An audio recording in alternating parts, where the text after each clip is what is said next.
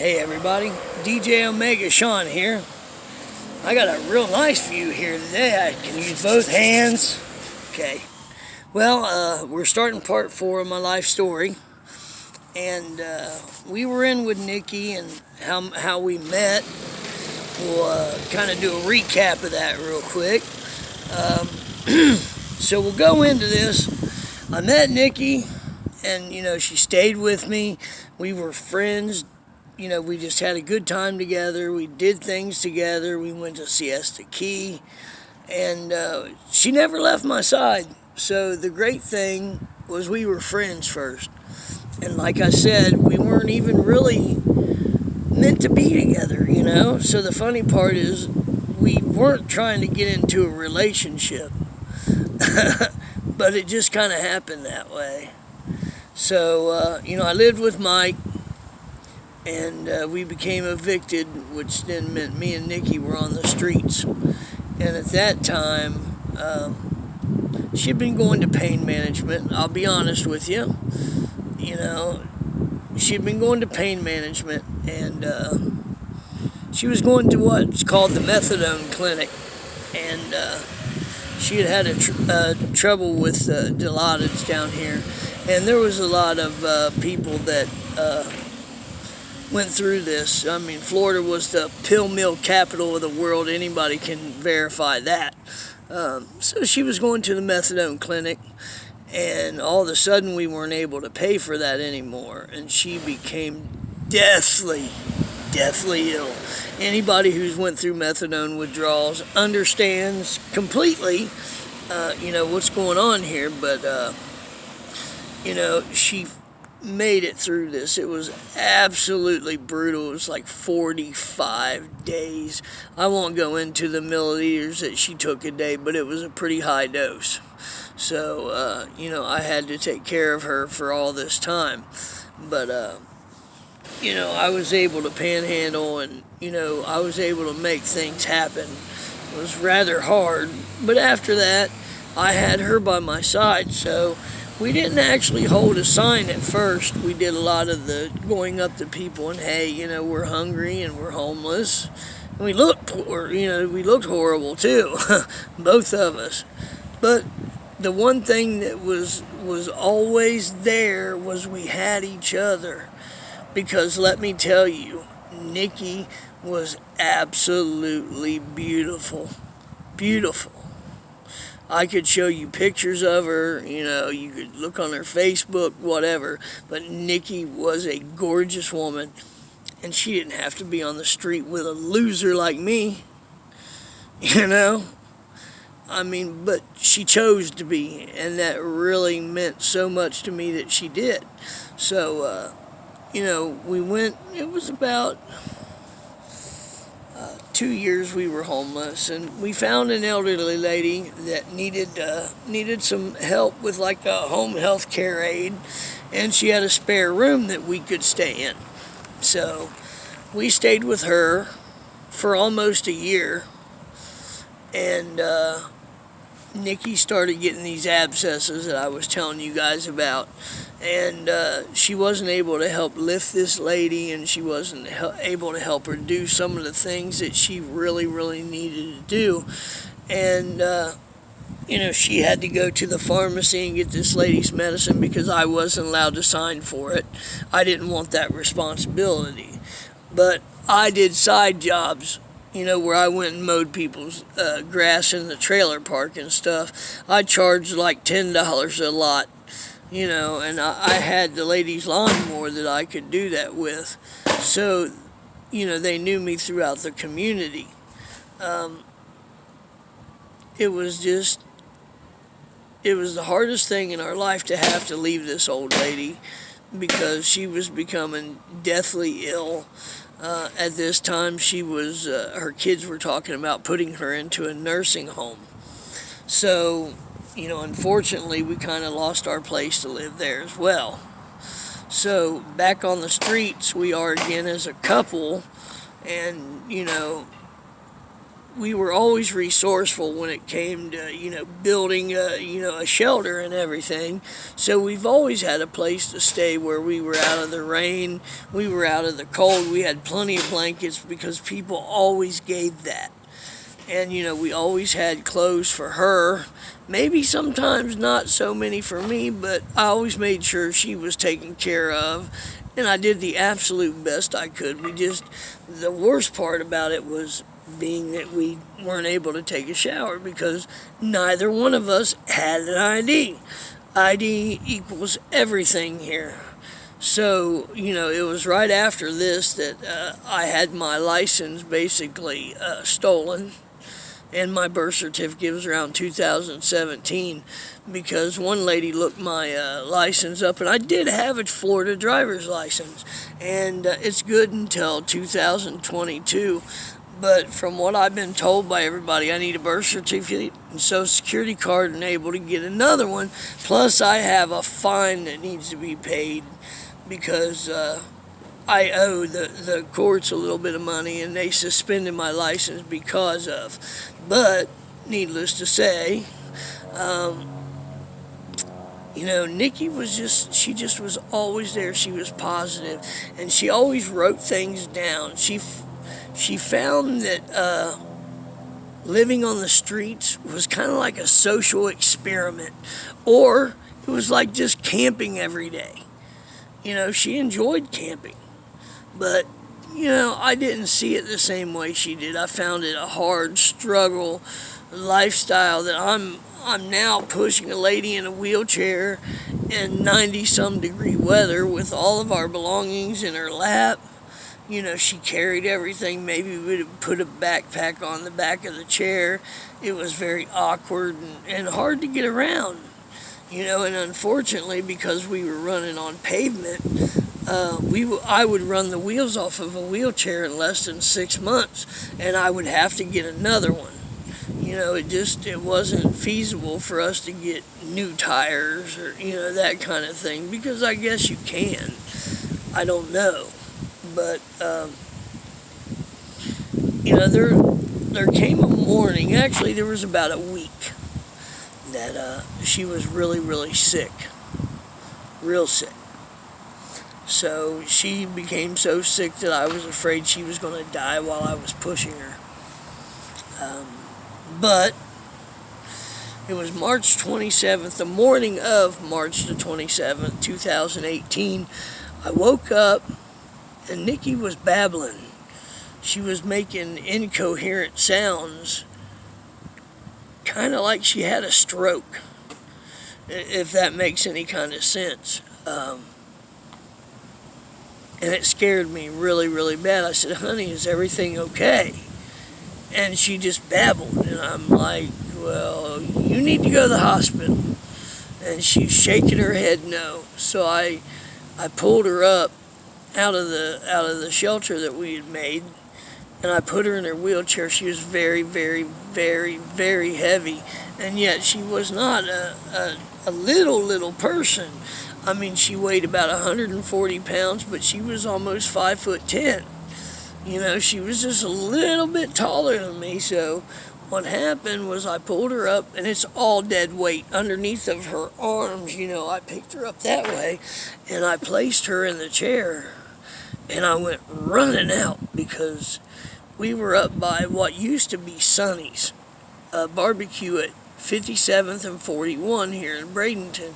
And what happened was the head contractor of the company that was building the Aldi's there, which is there now, I'll take pictures someday for you, and the contractor was there, and I'm like, "Help me, help me, help me."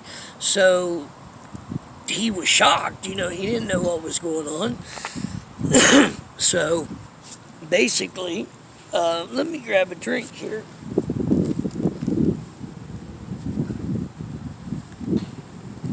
Getting kind of hard to talk. I drink these every day right now. They're buy one, get one free at 7-Eleven. It's called Replenish. It's like a Gatorade type drink, kind of low in sugar to help me with my diabetes. So this one here happens to be Guava Splash.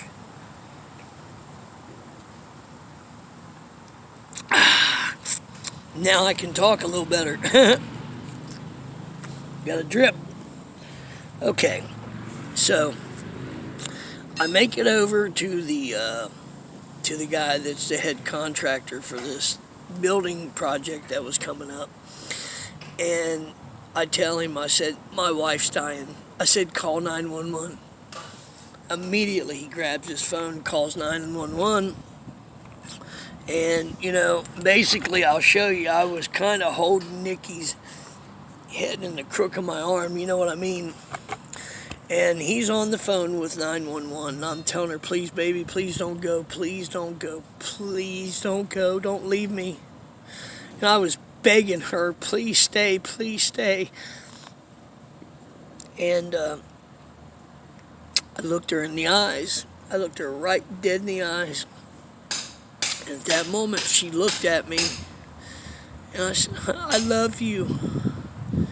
And she just kind of mouthed, love you too. She let me know. So she looked over at me with her big, beautiful eyes, and all of a sudden it just was. They turned completely yellow. I mean, yellow like a school bus yellow. Her eyes did. And at that point, she was gone. I knew that her soul had left her body at that point. So the ambulance was right there. I heard them. And they passed the spot up. I'm like, oh my God, get here. She just left. She's just gone. You can bring her back. So they turned around and they got there. And they had her laying on the ground. They opened her shirt up. She's completely exposed, nude, the upper part of her body. It's embarrassing. People are all out standing. They're looking out the windows at the Red Lobster where we were in their parking lot. And I'm begging them, please help her.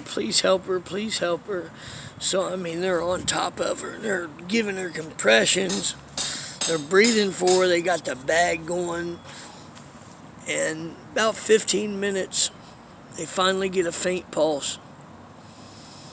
They put her in the ambulance, and they transport her then to Blake Hospital, which is one of the closest ones here. But she was in dire straits when they took her. So I thought, well, they got her back. Maybe she's not gone. So, I spent the day panhandling, crying, pleading with everybody that was coming up. I told them, my wife, even though she was my fiance, I consider her my wife, and everybody that's here considered her that as well. But needless to say, everybody was so helpful that day. They stopped and they said they'll pray for me, they'll pray for her. I just felt the love of the friendly city of Bradenton. There was nothing like it at that day. So it was later on in the day, and my friend Will Davis and his wife Desiree, they lived right up the street from where I panhandle, and I know them. And they used to stop and give us things. But we were friends. I consider them friends. I don't consider them acquaintances. So I went to them and I said, is there any way you can take me to the hospital? And they told me that I had to wait until they got off work. And I said, that's fine. So about 4 or 5 o'clock, they came by and they picked me up. And I was a blubbering mess. Because I kept calling the hospital and, how's she doing? What's going on? And they couldn't really give me much information other than she's in very, very bad condition. And then I needed to get there as soon as I could. So, needless to say, about 4 o'clock that afternoon, Will and Desiree came and picked me up, and they went with me to the hospital. And we went in to be with her. And I held her hand. And as I was holding her hand, she went into cardiac arrest again. And it took them 15 more minutes. in the hospital in order to get her a pulse back. But again, they had her alive. Here I am, 46, 47, and I don't know much about how this works. So I went out in the hallway with the nurse, and the lady told me everything. She didn't sugarcoat a thing. She said when she came in here, she had lost so many brain cells that she wasn't able to no longer control her core body temperature anymore. She was 86 degrees when she got in there. So that's very bad. Very bad. And they also had her on ice to keep her from losing more, but she kept cardiac arresting in the hospital, and every single time it seemed like it was 15 minutes she was going without air. Now, you add all these 15 minutes up, and what's that do to your brain? So the lady told me, Sean, if she ever survives this, if there's any possible way that there's a miracle that's going to happen here, she's not going to be the same person that she was yesterday. And I'm like, oh my God, you're serious. She's like, I'm very serious. So I said, they understood that I was just the boyfriend, but I wasn't allowed to make decisions for her, like DNR and stuff like that. So I had to get a hold of her brother and her sons. And I did that by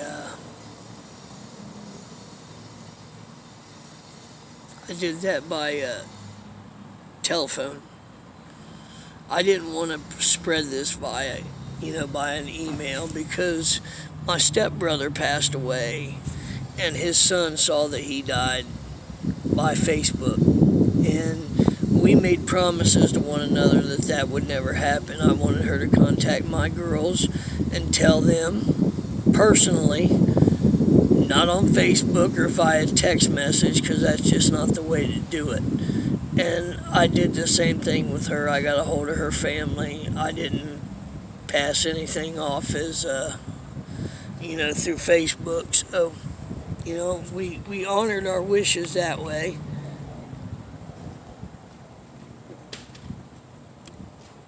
So Nikki was gone. Her brother made the decision that they weren't going to, if she cardiac arrested again, that they would just let her go. So they did. And her family came in and I left, because you wonder, do you have family around and would they help you? Well, Nikki had family that lived here in Sarasota and in the surrounding counties around where we're at. And they were never there for her. They never knew me. They never knew anything about me. And after she passed away, I haven't heard a thing from them. It's okay, because I loved her and I took care of her. You can have the body in the end. That's not what's important. You missed out on the last years of her life. Her ex-husband made her kids miss out on the last years of her life, and they show up to the funeral and they cry. But they're not crying for her. They're not crying for my loss. They're crying for themselves. That's a very selfish reason in order to go to a funeral, is because you feel bad because you weren't there. They don't want you when they're dead. I don't want my kids when I'm dead. I want them now. I want my grandkids now. I don't want them when I die. Doesn't make any sense. I'm a practical guy, This makes you think. This will make you think when you lose people. But Nikki died. Okay, we'll say it this way. Nikki was born November 18th, 1979. She passed away March 27th, 2018. So, you figure out the years. Her brother took the body from the hospital, and he had her put in a casket and had her embalmed. And we had a funeral. It was a closed casket because they decided to wait until April 28th, 2018 in order to have her funeral. They didn't have a normal funeral because she was already, like I said, embalmed. So we could have had an open casket, but unfortunately they didn't. And I was not allowed to be at the funeral except for the first hour of the viewing, and then I was asked to leave because her kids and her ex-husband came, and that I wasn't wanted there. That hurt because I took care of her. I'm the one who's grieving. But I had a gentleman, his name was Angel, and God, he was an angel. He's a Hispanic man. He used to come by and help us, but he bought me clothes and let me take a shower at his house and that sort of thing. And I went to the funeral and I looked nice. And I felt good about myself. But I kept wondering what was underneath that lid. There was stuff I wanted to put in there. There was stuff that I wanted to spend time with her. I wanted to see her no matter what. But they said she didn't look any better than what she did when she died in the hospital. So that was pretty bad. So I decided that I wasn't going to, but they wouldn't have let me anyway. I was mistreated. I was discriminated against. I was made to feel bad. And I was told to leave. And I did, out of respect for her. I got to go to her grave after everybody had left. Also, I got to go the 2nd year anniversary. I didn't get to go last year, but I hope to go this year, and I would like to take you guys with me, and we can sit there and talk at her gravesite, and I can reminisce with her. But, man, part 4 has been really hard for me. So I hope that I've taught somebody some things, and maybe you can see the error of people's ways when, somebody was with somebody, even though you didn't know them, and, maybe they were homeless. You can't judge them because they were there for that person.